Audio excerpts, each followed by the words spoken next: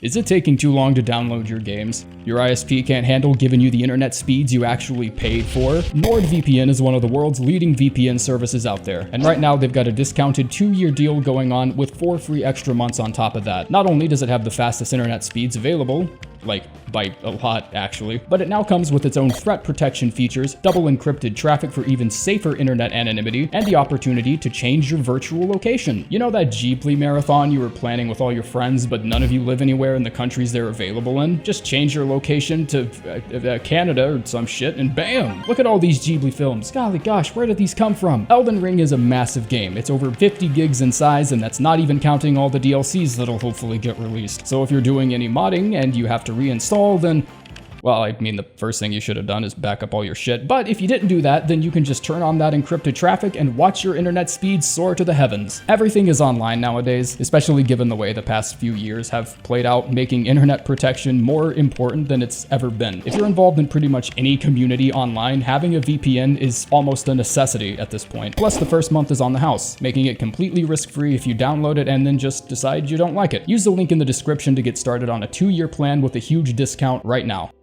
This list covers summons in the game that are underrated or don't really get a lot of attention. People have known about the unnaturally high performance of Tiche and the Mimic tier since we were looking for rune farming spots back in 1.02, and that means they're gonna be nowhere in this video. Some are tanky, some are fast, some just hang out and do nothing and get stomped on. This means that some can perform better or worse depending on how you've set up your character, making no single YouTube tier list a one-size-fits-all guide on how to Pokemon your way through the game.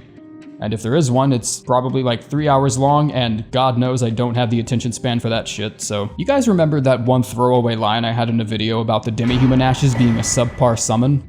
Good, neither do I. Let's keep it that way, we won't have any goddamn problem. The demi-human ashes are small in stature, but they have a violent British disposition. Oh, wait, nope, that says brutish. That says, never mind. Sorry. These guys probably aren't a go-to summon for a lot of builds, but they're practically the definition of underrated. They don't really stand out for any reason, and because of that, they end up being overlooked by other more powerful summons with particular talents. The only talent the demi-humans have is that they're just really good at being annoying as shit at anything you point at. They're surprisingly competent when it comes to getting aggro off of you, and even if their little toothpick-looking weapons don't exactly excel at dealing damage, they can stun-lock enemies and even smaller bosses pretty consistently, and the fact that there's multiple of them means they can take care of mobs and make fights like the Tibia Mariners and Renala's first phase even more of a pushover. Summoning them during nighttime also makes them slightly stronger, but they become a lot more aggressive and difficult to control, which can sometimes risk them throwing themselves into a situation they can't get out of and end up dying. And that can happen quite a bit because in later game fights, holy fuck, it feels like these guys have like 2 HP. You could probably flick these little chimps on the nose and they would just keel over. But nonetheless, it's great for attack spammers, as most of what they attack during nighttime just won't even bother trying to get in a hit. The Ancestral Follower is one of the only spirit summons with both ranged and melee options for fighting, meaning this dude can actually take care of himself really well. I've spawned this guy so many times at the edges of a large arena and he just stands there, just taking pot shots at whatever's attacking me. His arrows almost never miss just because they fly so goddamn fast, and even if they don't get aggro off of you, it's still quite a bit of free damage at +10. Watch something get close to him and he pulls out a jawbone axe and just goes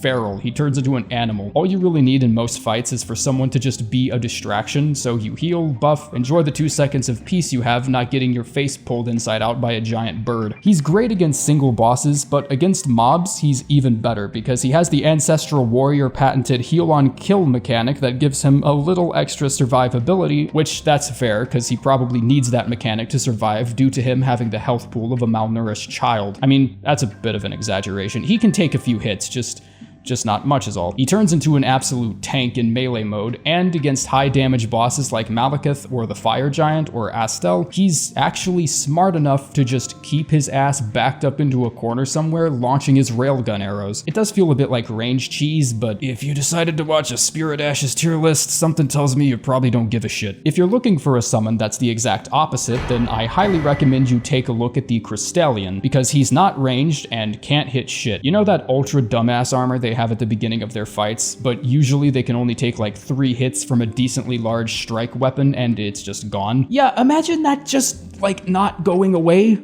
like ever, because that's what the summon feels like. Gonna be honest, this one's a niche pick. They spin around a lot and they take lots of hits, but whenever they try to attack something, they look like an 8-year-old blindfolded kid trying to smack down a pinata. Against anything with a hammer, it's probably not the best pick because strike weapons sort of just melt these guys, but against slash weapon types like Morgott, Loretta, other Crystallians, there's just no stopping them. The Crystallian will survive pretty much every encounter you throw at it, as long as none of those encounters involve hammers or flails. I am not joking, this blueberry popsicle looking ass has one of the weakest attacks I've ever seen in the game, and he can still take out whole ass bosses by himself. He's a pure caster's wet dream. It doesn't matter if he actually lands any hits with his little Tron disc looking weapon. He gets 100% of the aggro almost all the time. You don't even have to fully upgrade him. You can just get away with leveling up like a couple times and he seriously will not die. And this little champ doesn't just lure aggro, he keeps it too. It feels like someone just spun a Beyblade into the boss room. If you have 10 minutes to spare, it's fun to watch him fight solo because eventually he will kill whatever he's swinging at. Nice try, Godric. Hey, maybe this game can graft me a better boss. I'd say the same goes for the Warhawk, albeit for a completely different reason. Significantly less HP, but that little verticality boost goes an incredibly long way when whatever you're fighting doesn't grasp the concept of jumping. This flying machine pesters your enemies as much as they do you in Stormvale Castle. And regarding summons, that's one of the best qualities you can ask for. Its talent really begins to shine against human-sized enemies and bosses like Zaymor Heroes, the Nox Priests, and Melania. Believe it or not, the simple act of swinging a sword over your head is an art lost on most enemies in Elden Ring, making the Warhawk very viable in a surprising amount of situations. The extra fire-based attack it has is a bit of a niche addition that doesn't really add much to the summon outside of just being another attack option, but hands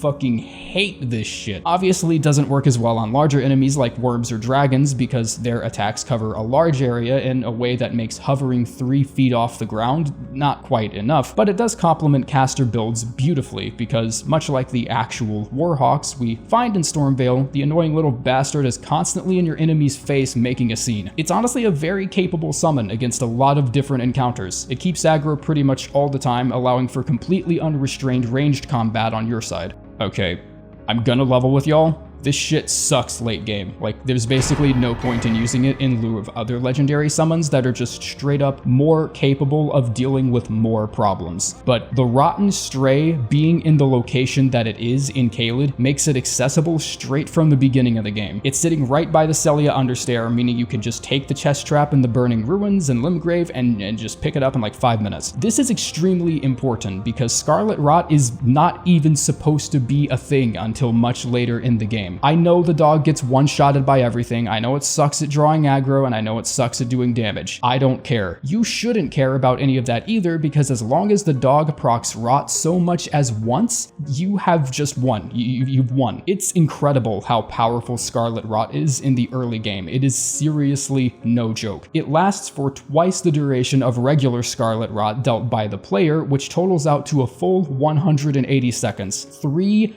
fucking minutes. If you can get this dog to proc, the fight is just done. It's over. You may need a small Scarlet build-up weapon of your own to help him out a little, but as long as you make sure the dog is where the proc comes from, you've pretty much just assured your victory. The Rotten Stray practically offers you a train ride straight through the first half of the game at no cost, because everyone's resistance to Scarlet Rot is basically nothing. Expectedly, this becomes less and less of a selling point the more you approach late game, but if anyone out there is looking for any tips on low-level runs, then I'd recommend looking into this guy, like seriously. I won't lie, this would have been a personal favorite of mine if not for one massive reason, and that's a reason everyone who's ever summoned Lutel the Headless resonates with. She sucks when it comes to keeping aggro. She's great at getting it, don't get me wrong, but since she's a Mausoleum Knight, she has this unique teleport ability that's really handy when it comes to getting around high damage from bosses, but it really sucks for you because that teleport almost always makes the boss lose aggro on her, inevitably targeting the only other moving thing in their vicinity, which instead is going to be you. Arguably, this is the worst characteristic that any summon could possibly have in my book, because it just kind of ends up with her dishing out this weirdly inconsistent performance, but I think the pros of using her are more than enough to outweigh this one little hiccup. For starters, she can throw her spear at enemies, making her quite adept when it comes to ranged combat, and it isn't like she doesn't know how to use the teleport in combat situations or anything. Like, the fact that she has that evasive option is exactly exactly what gives her so much survivability. This creates what I think is a really dynamic and enjoyable way to fight bosses at low level, because it feels like you and Lutel are just two buddies that got drunk at a bar together, and now you're competing over which one of you can attract more attention. When the boss is charging towards you, Lutel's role is to yank that aggro off of you, and that's when it becomes your role to yank it right back.